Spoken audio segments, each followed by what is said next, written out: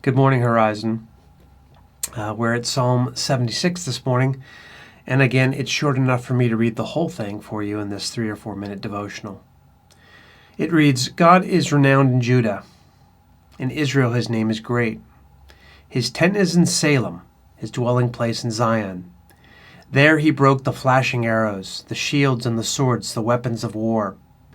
You are radiant with light, more majestic than mountains, rich with game. The valiant lie plundered. They sleep their last sleep. Not one of the warriors can lift his hands at your rebuke, God of Jacob. Both horse and chariot lie still. It is you alone who are to be feared. Who can stand before you when you are angry? From heaven you pronounced judgment, and the land feared and was quiet.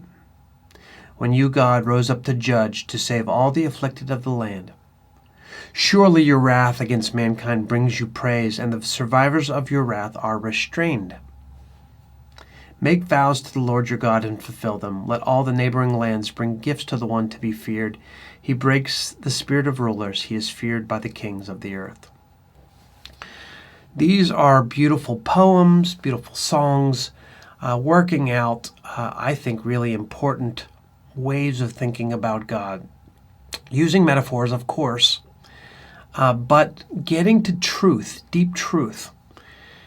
And the reality of it is it's picturing God here, a God who can be angry, a God who can judge, a God who pronounces judgment, a God who can act, a God who can put down and rise up, a God who pours out wrath.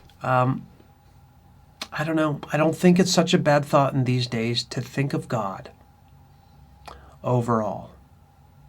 Now, I can't tell you exactly what God's judgments are in any one moment. Is this pandemic a judgment? Is current the people in political power a judgment? We could debate such things.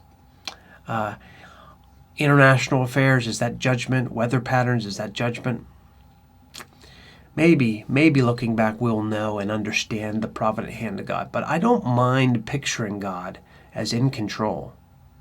Now, I also don't mind that it asks something of me after I've pictured God in that way. It says, make vows to the Lord your God and fulfill them.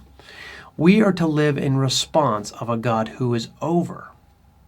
We maybe have very limited power to control the world, the nations, the leaders of this land. We can't do much to influence the direction. What we can do is live faithfully before God, before the God who is in control.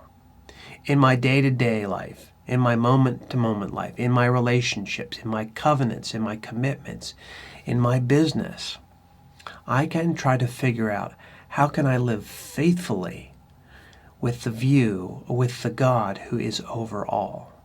How can I live under it? How can I pray for God's kingdom and his will to be done? How can I submit to it afresh? How can I go out from here and love and live as if God is over all things and I am in his hand and I can, under his providence, be secure? To me, that's a helpful thought.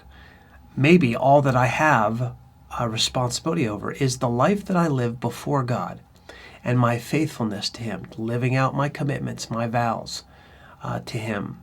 That is in my power. So today maybe I focus just on those things and I'll let the world quake and shake and I'll let God be over it. Today I just fulfill my vows to him. Grace and peace to you. God bless.